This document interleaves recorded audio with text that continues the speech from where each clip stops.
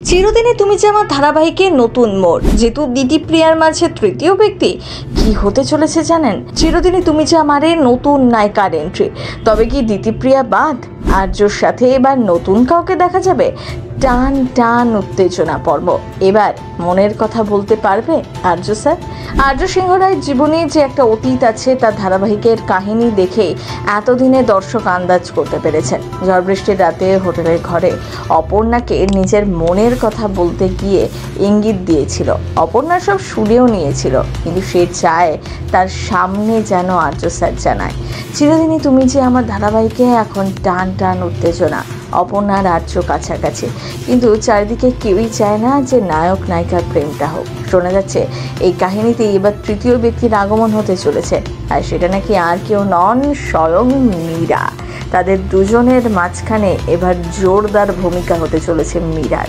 তার মা সম্প্রতি না ফেরার দেশে চলে গিয়েছে, সেটা কি হাতিয়ার করে আর্যর থেকে সিম্প্যাথি আদায় করবে মীরা? তবে কি আর্য আর অপর্ণার মাঝে ফাটলটা আরও শক্ত হবে?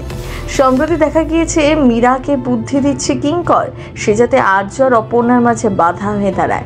অফিসে নিজের জায়গা যেন আবারও ফিরে পায় সে, আর জোর করে ফিরিয়েও নেয়।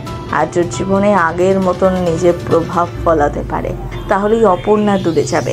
অপর্ণার এই অফিসে যে আধিপত্য সেটা কিছুতেই কেউ মেনে নিতে পারছে না, কিন্তু অর্ক মেনে নিলেও তার স্ত্রী মানসী নতুন চাল চালছে। কারণ এই মুহূর্তে আর্য আর অপুর মধ্যে চলছে প্রচণ্ড মান অভিমানের পালা।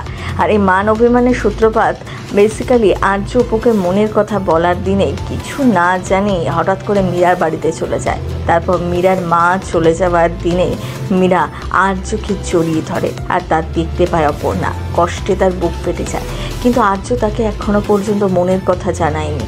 তাই অপু ভাবতে থাকে আসল সত্যিটা সে তাকে ভালোবাসে না, মীরার প্রতি তার কোনো টান রয়েছে।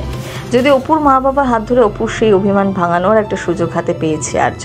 কারণ অপুর মা বাবা অপুর প্রমোশন পাওয়া উপলক্ষে তাদের বাড়িতে একটি পার্টির আয়োজন করে, আর সেই পার্টিতে ওনারা আমন্ত্রণ জানান আর্য স্যারকে।